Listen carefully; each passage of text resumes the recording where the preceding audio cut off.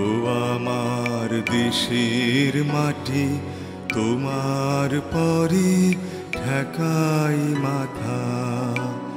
ও আমার দেশের মাটি, তোমার পরে ঠেকাই মাথা। তোমাতে বিশ্বময়ীর, তোমাতে বিশ্বমায়ের আঁচল পাতা। ও আমার দেশের মাটি, তোমার পরে ঠেকাই মাথা। ও আমার দেশের মাটি, তোমার পরে ঠেকাই মাথা। পাঞ্জাবি লাইন গার্লস স্কুলের ছাত্রী ছিলাম।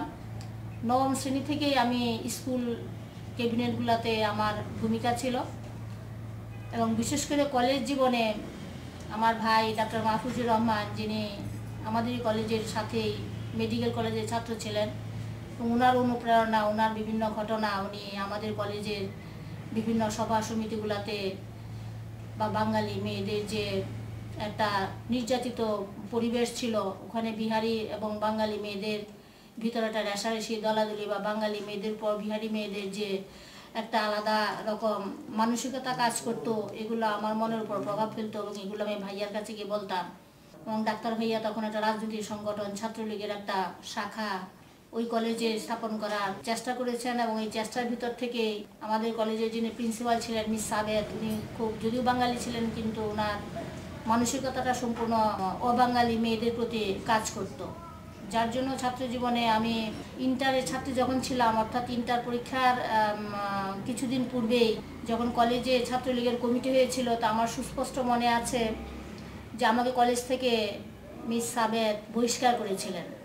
সেই বহিষ্কার আদেশ আসম আব্দুর রব্বাহ এবং ডাক্তার মাহফুজুর রহমানদের ভূমিকা নিয়ে আমি কলেজে আবার ছাত্রী বহিষ্কার আদেশটাকে প্রত্যাহার করে মিস সাবেদ আমাকে সাধারণভাবেই মেনে নিয়েছিলেন এবং নির্বাচনের দলীয় রাজনীতির নির্বাচনটাকেও তিনি স্বীকার করে নিয়েছিলেন এবং সেটা আন্দোলনের মুখেই আমাদের ছাত্রীদের এবং পাশাপাশি যে সমস্ত ছাত্র নেতারা ছিলেন তাদের চাপের মুখেই ওই কলেজেই প্রথম ক্যাবিনেট, ছাত্রলীগের ক্যাবিনেটের নির্বাচন অনুষ্ঠিত হয়েছিল।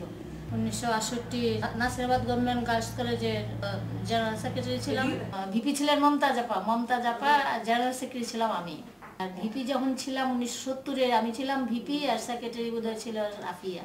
এবং তখন ছাত্র আন্দোলনের, গণ আন্দোলনের যে ভূমিকাগুলো ছিল সেগুলা বিভিন্ন স্কুলগুলোতে আমি যেতাম।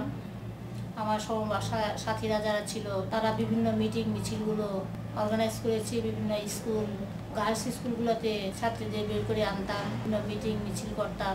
মুক্তিযুদ্ধের সময় আসলে 26শে মার্চ আমাদের বাসাটা একটা ছাত্র রাজনীতির দুর্গ ছিল বলেই কিনা জানি না, একটা কালো তালিকা আমাদের বাসাটার উপর হয়েছিল, যেহেতু আমাদের ভাই বোন সবাই তখন ছাত্র রাজনীতির সাথে আমরা জড়িত ছিলাম।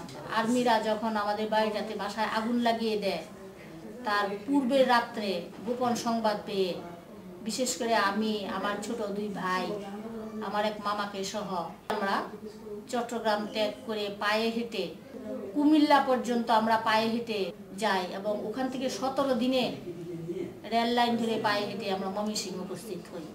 তারপর থেকে ময়মনসিংহ নিজস্ব গ্রামের বাড়িতেই আমাকে আমার অন্যান্য বিশেষ করে মেয়ে নেতৃত্ব, নারী নেতৃত্বের ভিতর যারা ছিলাম তারা একটু গভীর গ্রামের দিকে নিজেদের সম্ভ্রম এবং বিভিন্ন মুক্তিযোদ্ধাদের গোপন সংবাদ তথ্যাদি দেওয়ার জন্য আমাদেরকে গ্রামাঞ্চলের দিকে ছড়িয়ে পড়তে হয়েছিল। তুমি মিশেছো মোর দেহের শানে, তুমি মিলেছো মোর প্রাণে মনে, মিশেছো মোর দেহের শানে, তুমি মিলেছো মোর প্রাণে মনে। তোমার ওই শ্যামল বরণ কোমল মূর্তি মর্মে গাথা। ও আমার দেশের মাটি, তোমার পরে ঠেকাই মাথা।